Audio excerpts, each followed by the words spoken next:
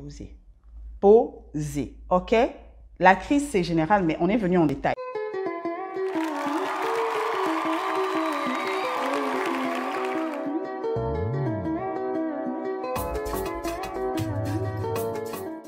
Bonjour, bienvenue à l'Isolo Mila. C'est l'endroit où on travaille pour devenir la meilleure version de soi. Si c'est ton but, tu es au bon endroit.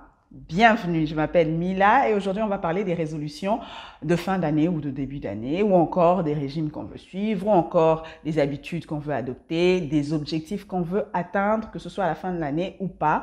Je vais te donner des astuces pour le faire. Je me suis rendu compte de la triste vérité au sujet de mes propres objectifs de l'année 2020. J'ai retrouvé le petit papier où j'avais écrit mes objectifs. Papier, j'ai bien dit papier.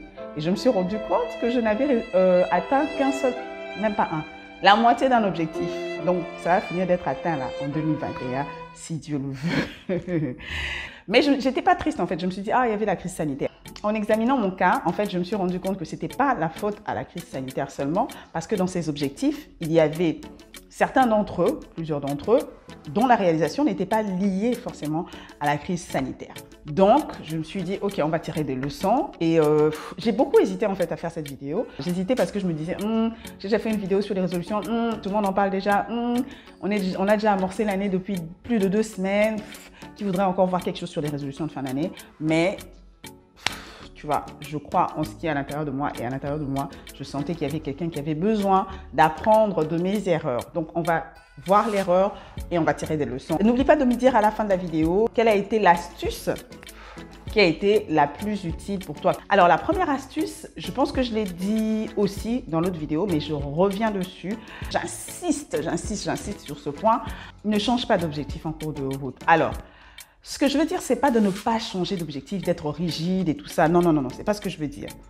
Mais je veux dire, si tu peux rester sur tes objectifs, finis-les d'abord. Parce que ce qui se passe, c'est que, en fait, ce qui s'est passé avec moi, c'est que, ça c'est lié à la crise sanitaire, j'ai commencé cette chaîne YouTube, enfin, pas la chaîne YouTube, j'ai commencé par les directs sur Instagram et après, doucement, j'ai atterri sur la chaîne YouTube, en fait. Et en fait, c'était pas l'un de mes objectifs, en fait, quand on a commencé 2020. Parce qu'il n'y avait pas la crise sanitaire. Moi, cette chaîne, elle est venue parce que on était tous cloîtrés chez nous. On était submergés par les infos sur le coronavirus. On était tous presque dépressifs, apeurés. Voilà, on était vraiment dans un sale état émotionnel pour la plupart des gens, pour la plupart des cas. Et je me suis dit, non, on doit utiliser ce temps pour devenir meilleur, pour se parler, pour partager, gna. Et c'est vrai, les anglophones ont beaucoup de ce genre d'espace et tout, mais nous, les francophones, des fois, on n'a pas. Pire, les francophones d'Afrique. Généralement, les francophones qui sont dans la diaspora, c'est cool pour eux, mais on n'a pas forcément les mêmes réalités. Donc, je me suis dit, ok, je vais créer mon espace, on va causer et tout, c'est cool. Et ça sera notre espace, ça sera notre lieu de partage. C'est très bien. Mais entre-temps, ça ne faisait pas partie de mes objectifs au début de l'année. Quand tu amorces un nouveau projet, mais la chaîne YouTube, en fait, ça te demande d'apprendre des choses, d'apprendre comment filmer, d'apprendre comment faire le montage. Je ne savais pas faire de montage en janvier 2020. Et du coup, j'ai dû apprendre quand même beaucoup. Donc, j'ai dû vraiment apprendre. Et ça te prend de l'énergie. Parce que des fois, on voit des choses, on a envie de copier, on a envie de faire comme l'autre. Si ton projet est vraiment bon, je crois qu'il peut attendre un peu, il peut attendre 1 année, il peut attendre 6 mois. Tu finis d'abord un de tes projets, tu l'élimines et tu commences l'autre. Moi, c'est le conseil que je donnerais. On a toujours l'impression, j'ajoute juste un projet sur 3. Mais ce n'est pas juste un projet sur 3 en fait. C'est un projet qui va prendre de toi. Ah, elle arrive. C'est très excitant de commencer un nouveau projet. Mais moi, je crois que c'est mieux de finir ce qu'on a commencé. Très facile à dire et c'est très difficile à faire. Quand il y a des crises sanitaires, comme la crise qu'on a eue sans précédent, bon, en tout cas, niveau médiatique, communicationnel, quand vous avez des crises financières, quand vous avez des crises au niveau d'une entreprise, par exemple, qu'elle soit financière ou qu'elle soit administrative, ou je ne sais pas. Quand vous avez des crises au niveau de votre pays, crise politique, crise financière, crise sécuritaire, quand vous avez des crises familiales, quand vous avez des crises au sein de votre école, au sein de votre classe, de votre université, Pardon. C'est vrai, tu vis dans l'environnement, mais essaie de faire... Souvent, les chrétiens connaissent l'adage genre, je suis dans ce monde, mais je ne suis pas de ce monde. Donc, essaie de t'en sortir, en fait. Parce que la vie, on est... Je ne sais pas comment dire. Les gens, je crois que ce sont les Ivoiriens qui disent, on vient en détail. En fait, on vit tous les répercussions de la crise, mais il y en a qui s'en sortent. On a tous vécu les répercussions du coronavirus, mais il y en a dont les commerces ont plus que prospéré. Il y en a qui ont survécu. Il y en a dont les commerces se sont éteints. Il y en a dont les commerces se sont stoppés. Il y en a qui se sont mariés pendant la crise, il y en a qui ont eu des enfants pendant la crise, il y en a qui ont retardé leur projet de mariage pendant la crise, il y en a qui ont retardé leur projet d'avoir des enfants pendant la crise. Je ne dis pas que l'un est mauvais, l'autre est bien, mais ce que je veux dire, c'est essaie de ne pas te laisser affecter émotionnellement par la crise. Ce qui veut dire que s'il y a de grandes décisions de ta vie que tu dois prendre, ça c'est un, essaie de les prendre selon toi. Essaie d'avoir des émotions équilibrées, un état émotif équilibré. Si tu pries, essaie d'être connecté avec la source en fait. Et prends des décisions selon toi, pas selon Seigneur, avec la crise, on peut même pas. Non, non. Posez. Posez. OK? La crise, c'est général, mais on est venu en détail. Chacun va tirer en fait ce qu'il veut tirer de la vie pendant cette portion de vie. Je suis souvent extrême, mais c'est souvent pour bouger les gens. Tu ne sais pas si 2020-2021 sont les seules années qui te restent à vivre. Mais ça sera sous la crise, mais ça ne veut pas dire que tu dois vivre en pause, ou bien malheureux, ou bien agité, parce qu'il y a la crise. Tu vois un peu ce que je veux dire? C'est vrai, ça va toujours t'affecter, mais essaye émotionnellement de ne pas être trop affecté. Là, j'ai parlé des grandes décisions, mais j'en viens à la vie de tous les jours. Parce qu'en réalité, les objectifs qu'on se fixe, on les atteint en travaillant tous les jours. Et si émotionnellement, tu es très atteint par ce qui se passe en général, notamment là, moi, c'était la crise du coronavirus, ben, tu vas être genre, oh, le monde va mal, oh, le monde va mal, oh, le monde va mal. Et puis, mercredi, le monde, vraiment le monde. Samedi, oh, le monde va tellement mal. Quand est-ce que ça va aller bien? Mars, ah, vraiment, un jour, est-ce qu'on pourra encore prendre l'avion? Avril. Donc, tout ça là, tu as fait 2 mois. Tu n'as pas travaillé sur tes objectifs, tu n'as pas travaillé sur tes résolutions, tu n'as pas travaillé sur toi.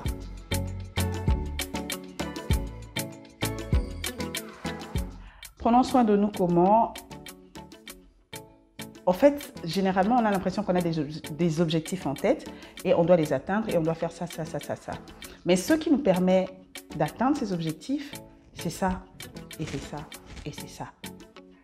C'est le vaisseau qu'on a, c'est l'instrument qu'on a, c'est la machine qu'on a, sans laquelle on ne peut pas atteindre ces objectifs normalement, sauf si vous pouvez travailler sans votre corps.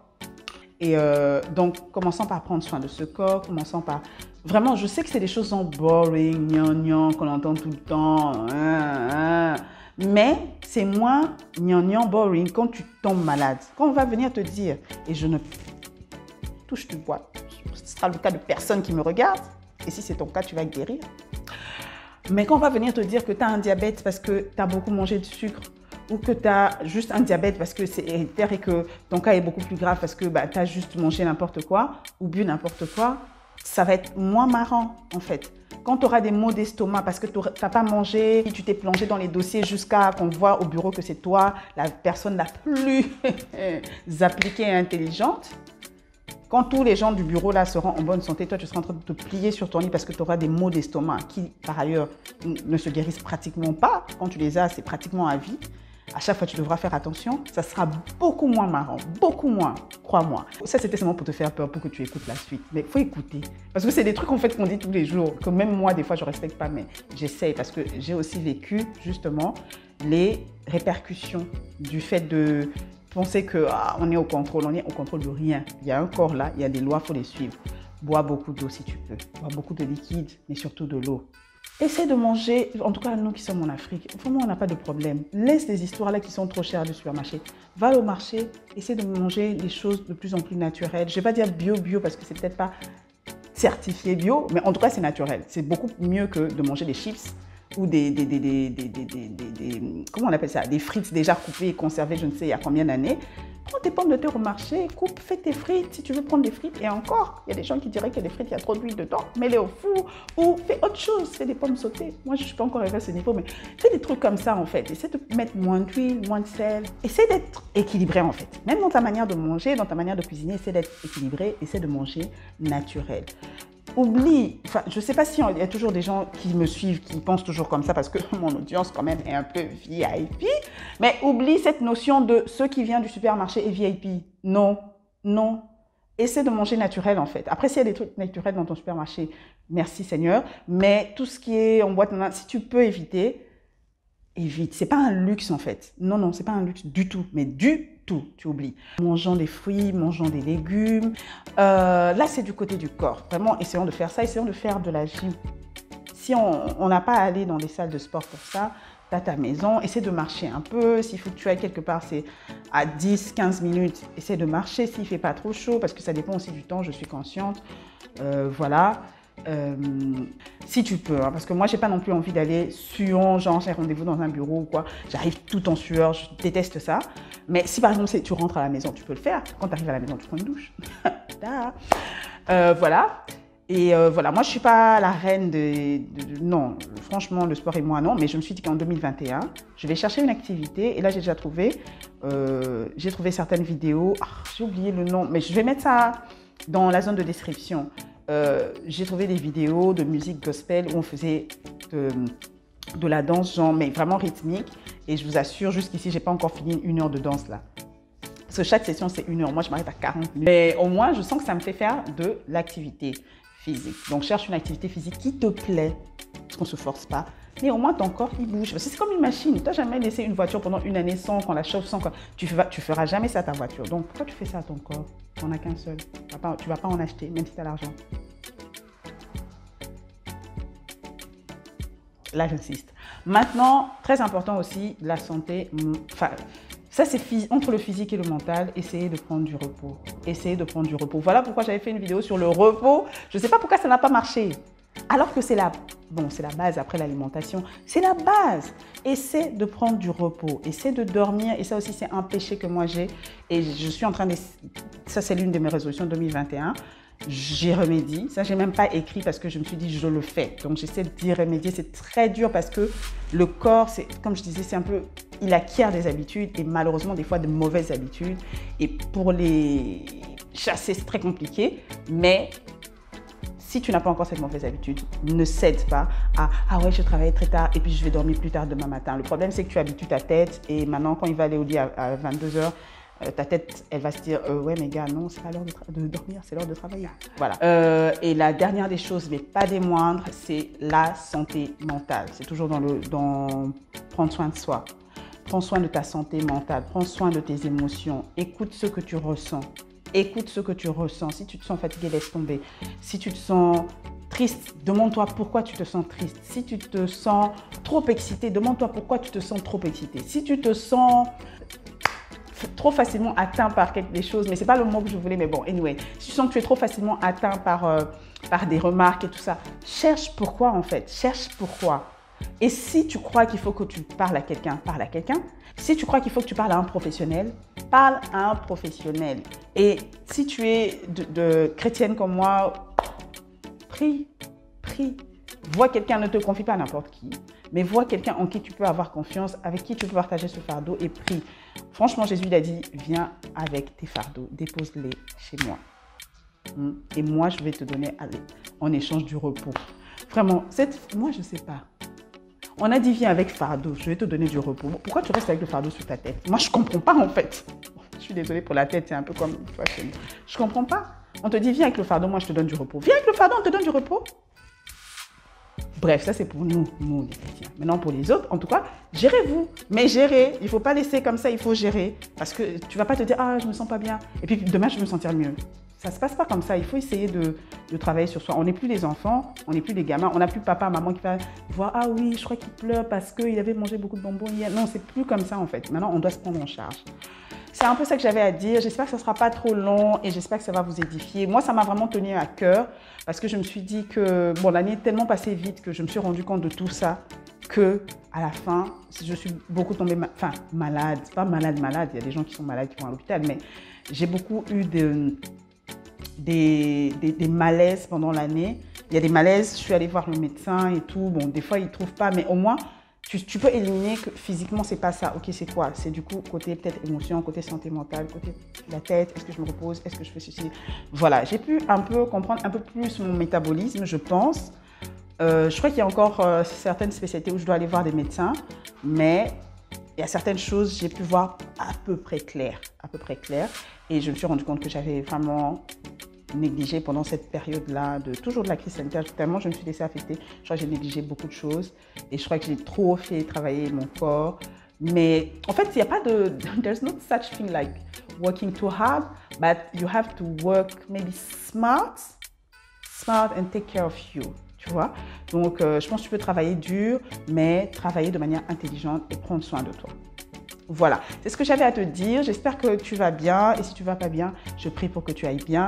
Rendez-vous la semaine prochaine. On va parler amour parce que oui, on prépare déjà la Saint-Valentin.